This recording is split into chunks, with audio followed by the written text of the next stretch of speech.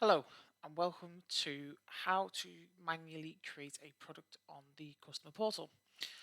So obviously once you are logged into the customer portal, what you're going to do is head over to your sidebar, click products, add new product, just close that sidebar down. Then there's a minimum information that we require just to get you started if you're looking to just move in with us, and you can always add the details at a later date, which is essentially the SKU, the barcode, and the name. If you're This is just the minimum we require if you are just moving into us, but before we start fulfilling your products, we will require the customs description, the commodity code, pricing and sizes to be completed, as you can see here, and any extra details like low stock alerts, which I'll go through later on. And then you can always go back and edit, and I'll show you after. So what we're going to start off with is the SKU code. So today we're just going to use a generic product which everyone knows, called Coca-Cola. So we'll go with CC001, and we'll get the barcode.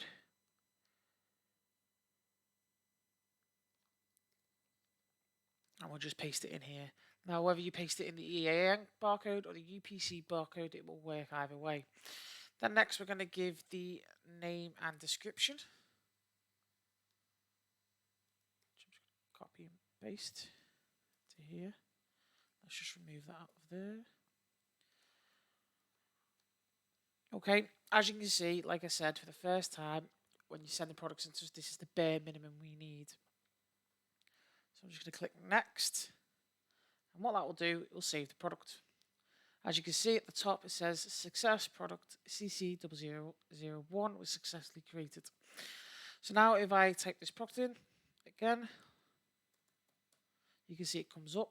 So what we're going to do is we're going to add some further information.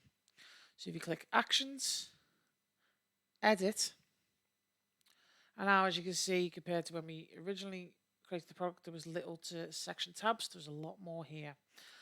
So what we're going to do is we're going to go to the customs description, which is non-alcoholic alcoholic beverage, which you can find on the Gov website, the country manufacturer, and then the commodity code.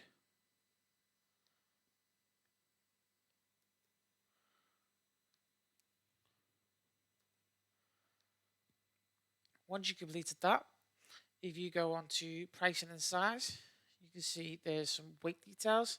Now this is when you're setting up units. I will do another video on how to set products if you sell it by the case only. So what we're going to start with is the weight. So bear in mind this is in kg, so you'd have to do 0.35. Height, which is all in centimeters.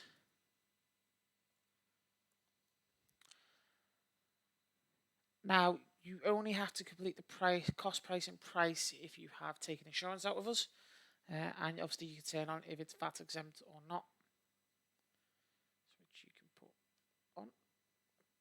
Then it goes to extra details.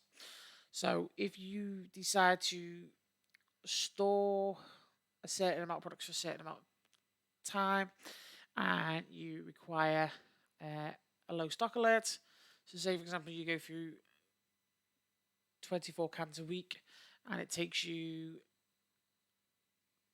2 days to get your stock back in, you're just going to put a low stock alert of, we'll say, 15, and handling time in days 2, and that will be back in stock. If you obviously have best before dates on products, which we will log, you will then, and you want to know a minimum amount of days before the best before date is set. So, for example, this product will set it to 60 days before it's due. If you know how many are on a pallet, you can then add the pallet quantity in, which is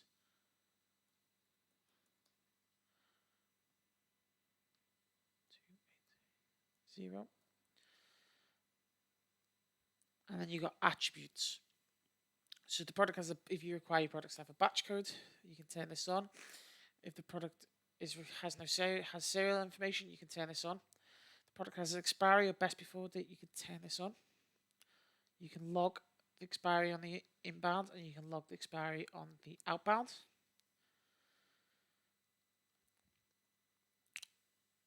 And then that is the information that we require of you. Simply, if you click save, that will then update the product. And as you can see, if we just do the product code, you can see now it's the SKU code, the name, the weight, and that's now visible all in the system. If you look out for many more videos, there will be other ways in how you can upload by the case. There'll be another video on how you can set up carton sizes. So this is basically if you sell your product as singles, cartons, or in every other variant, you want to hold your stock in the lowest format that you sell your stock in. Many thanks for watching this. Please keep an eye out for the other videos on how to add products by the cases next.